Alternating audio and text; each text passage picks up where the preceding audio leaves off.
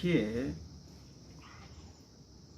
GGM 2009 से BJP के साथ अलायंस में थे और अभी उन्होंने प्रेस करके घोषणा की है कि वो टीएमसी के समर्थन के साथ हैं और साथ में उन्होंने ये भी कहा है कि वो चाहते हैं तीसरी बार मुख्यमंत्री ममता दीदी को देखना चाहते हैं।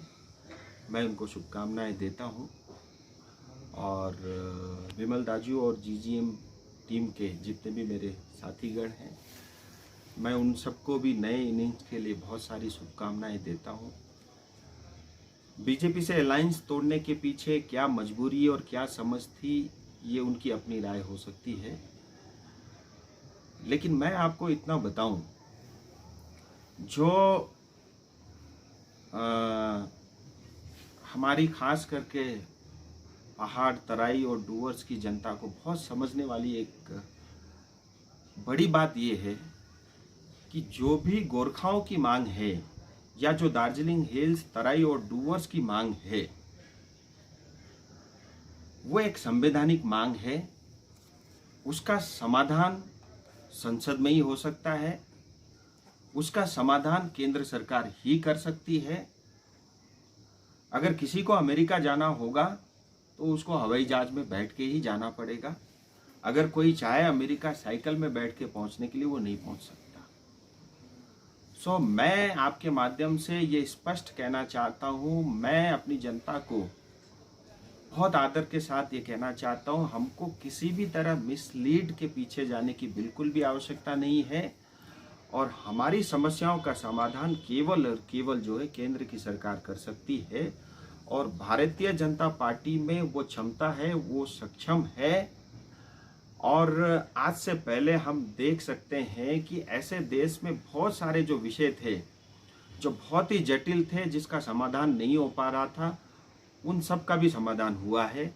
चाहे वो धारा 370 का हटना हो, राम मंदिर का बनना हो और बोरोलैंड की जो समस्या थी उसका समाधान हो, सीए बिल ला करके सीए कानून बनने का काम हो, ट्रिपल तलाक हो, ऐसे बहुत सारे मुद्दे। और जो आज ये आरोप लगा रहे हैं बीजेपी के ऊपर में कि बीजेपी कुछ नहीं करती, मैं ये कहता हूँ, देखिए 72 साल से हिंदुस्तान में कुछ भी नहीं हुआ। अगर कुछ काम हुआ है तो पिछले 6 साल में मोदी जी के नेतृत्व में हुआ है। आपके माध्यम से एक प्रश्न मुझे ये भी पूछने की इच्छा होती है, आज जो गोरखाओं का जो स्थिति है, जिस लाचार अवस्था में हम हैं, क्या इसके लिए भाजपा जिम्मेदार है? कतई नहीं। क्या हमारी गोरखालैंड की मांग या हमारी स्थायी समाधान की जो मांग है, क्या ये पिछले 6 साल की मांग है? कतई नहीं। 100 साल से पुरानी मांग है। तो आज से पहले भी बहुत सरकारें रही, तब समाधान क्यों नहीं हुआ? जबकि मोदी जी को तो 6 साल ही हुआ है और उस 6 साल में भी पिछले जो 5 साल के कार्यकाल थे, उस समय बहुत सारे घटनाक्रम पहाड़ में घटे हैं, उसके कारण बहुत सारी बाधाएं थी।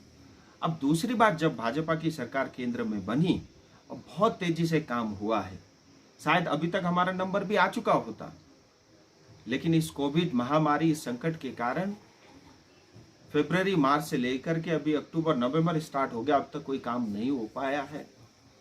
और मैं अपनी जनता से कहना चाहता हूं, देखिए मेरा व्यक्तिगत अपना कोई स्वार्थ नहीं है। सब पॉलिटिकल पार्टी के अपने स्वार्थ हो सकते हैं कि उनको यहाँ पे जो है या तो जीटीए चलाना हो सकता है या म्यूनसिपैलिटी चलाना हो सकता है या कुछ और उनकी अपनी मजबूरी हो सकती है, लेकिन मेरे साथ वो सब मजबूरी नहीं है। राजनीति से कोई इंटरेस्ट है, न जीटीए में कोई इंटरेस्ट है, न यहाँ के कोई म्यूनसिपैलिटी में इंटरेस्ट है।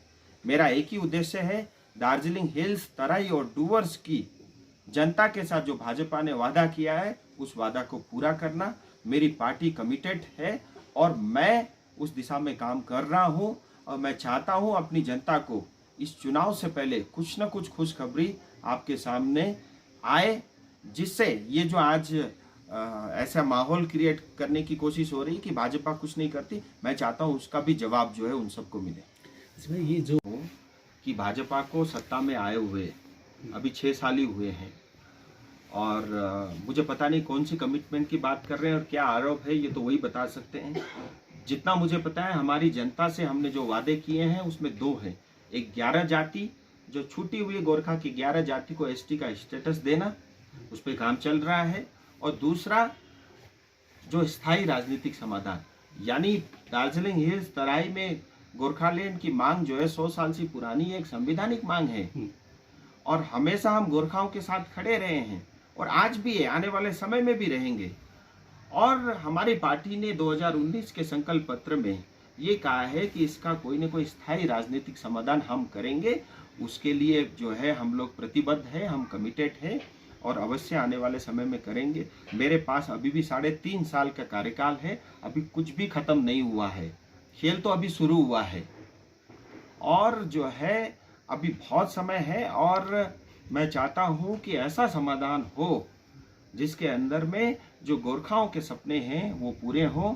हमारा जो आइडेंटिटी का जो चिनारी का मांग है वो इशू, उसके अंदर उसका समाधान हो, हमारा विकास हो, हमारी भाषा की रक्षा हो, हमारी संस्कृति कला और हमारी जितने भी धरोहर है उसका संरक्षण हो।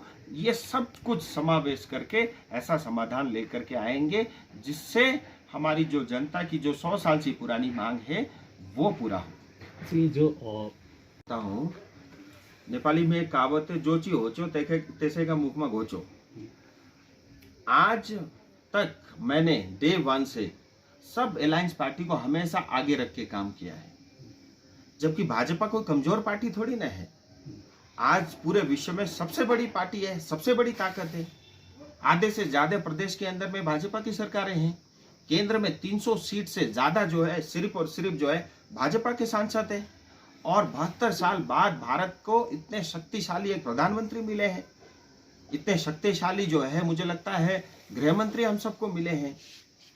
भाजपा कोई कमजोर पार्टी नहीं है, कोई लाचार पार्टी नहीं है, लेकिन हमने हमेशा ये चाहा है कि रीजनल पार्टी है, रीजनल एस्पिरेशन है, वो कायम रहे, उनको हम बढ़ाएं। हमको हमेशा आज तक मैंने उनको प्रोत्साहन करने का ही काम किया। इसका अर्थ ये थोड़ी ना है कि भाजपा इतनी कमजोर है, इतनी लाचार है।